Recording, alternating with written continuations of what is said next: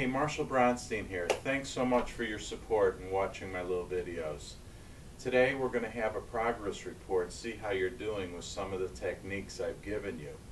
We'll start with the figure 4, which of course stretches the hip and the external hip rotators.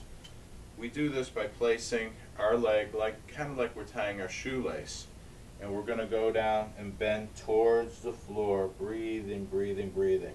You might measure how far your fingertips are from the floor at a nice resting position.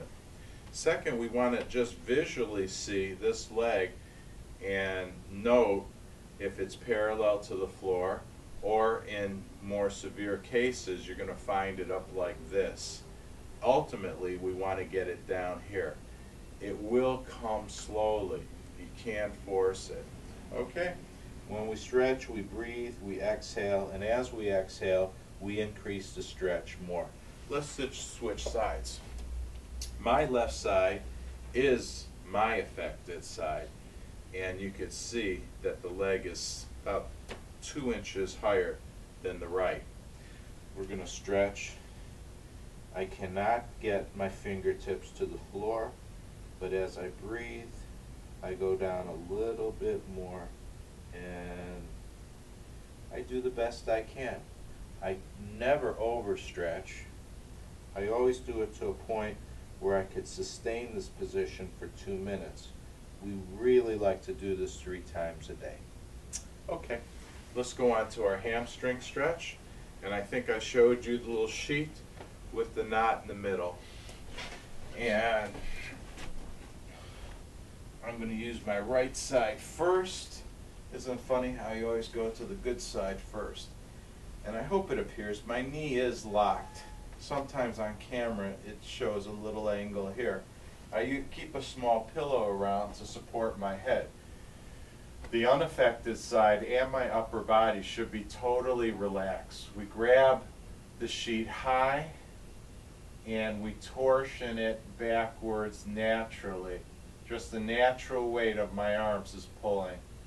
So again, I'm not overstretching. I don't feel uncomfortable.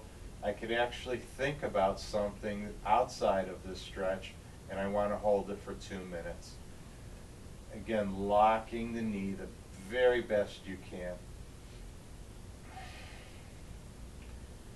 Good. Let's switch.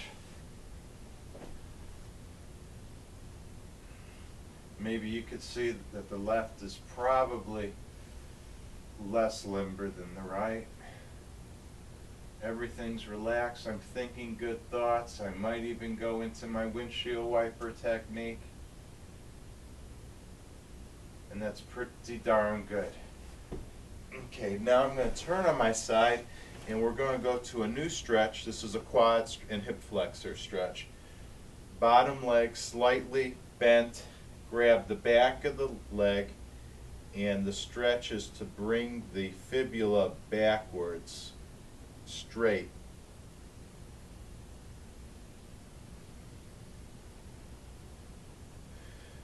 I feel this immediately in the front of the thigh and at the front hip bone. I breathe, and as I breathe out, I try to increase the stretch slightly. Let's switch sides. Notice when I get up, I always get up from the side, using my arms for support. Backward stretch. Hips stay forward, only the leg goes backwards. Breathe, breathe, breathe. Thank you. You can email me if you have any questions at drmarsh. It looks like Dr. Marsh at bellsouth.net. Thanks again for your cooperation and your feedback. Have a great day. Bye-bye.